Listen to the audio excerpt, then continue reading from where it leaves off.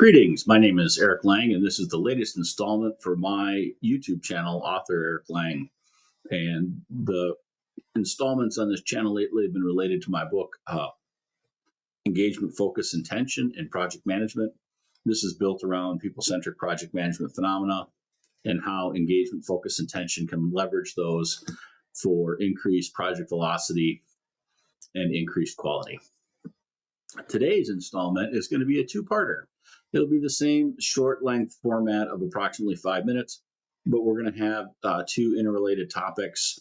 The first one we're going to talk about is how credibility is involved in project management and success of a project manager. And getting engagement from contributors, getting trust from leadership, and being able to execute a project, credibility of the project manager is critical to making that happen. And unfortunately, credibility is something you can only get over time. As a newly minted project manager, your credibility is typically low, and you have to build credibility over time. As a long-standing project manager with a successful history behind them, you have that credibility, and that is able to, you can leverage that to make for an easier project management experience.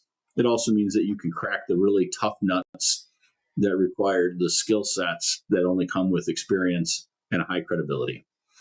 In some cases, it's a gray hair multiplier that can be very useful in the project management space. But fundamentally, it's credibility, and that's built from experience and reputation. Credibility can be lost very quickly as well. And the story in the book on credibility is something that taught me this a long time ago. I was on a sales call. I was the engineer supporting the sales manager, and the product was a patented product. It was my patent. It was my product. I knew it inside and out. And we were on a sales call with a tier one automotive supplier, and it came to my part of the sales call where I was to explain the product to the customer's engineer, industrial engineer.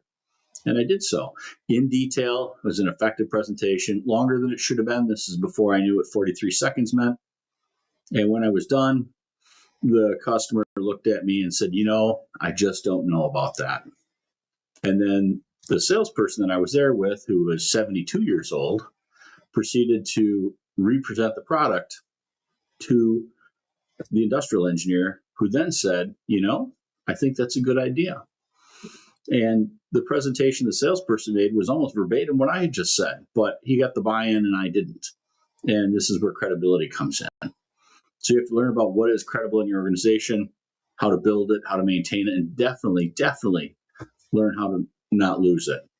And there's details in the book on all aspects of this. And how does credibility then play into a two-parter for today's discussion?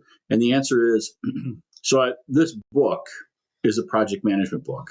And anyone who's been on Amazon will tell you there is no shortage of project management books. The world has enough project management books. We don't need any more.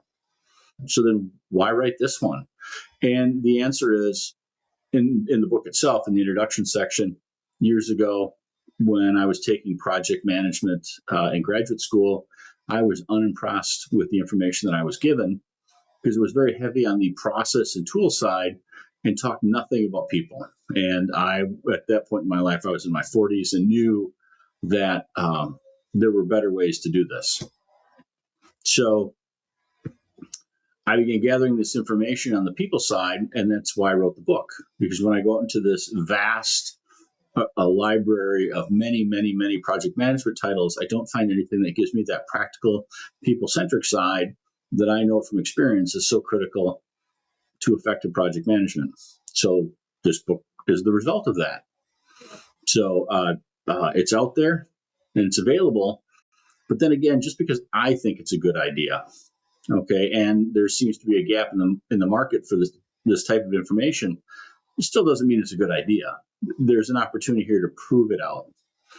So what I've done there is leveraged LinkedIn.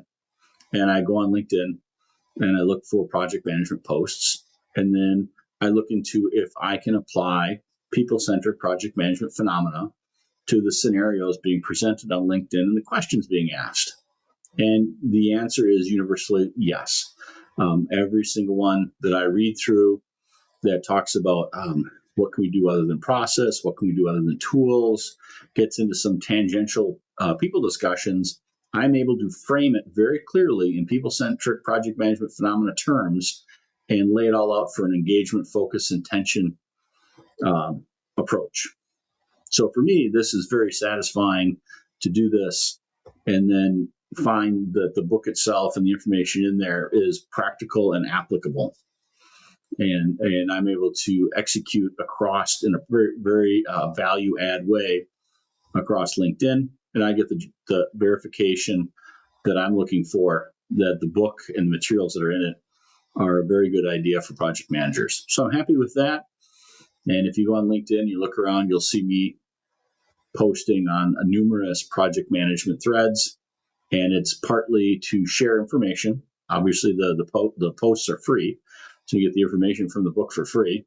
In addition to that, that discussion hopefully leads people back to the ultimate document for all of this, which is engagement, focus, intention, and project management. And then everyone has the source for all of it's almost 80 of them, plus all the tangential topics. So for me, myself, I just enjoy the fact that I can go out there and in real time, instantaneously apply the knowledge and get value and benefit from it. So I want to thank everyone for taking the time to watch this video today. I'm going to post this on YouTube. Comments and likes, and we'll do this again next week. Thank you.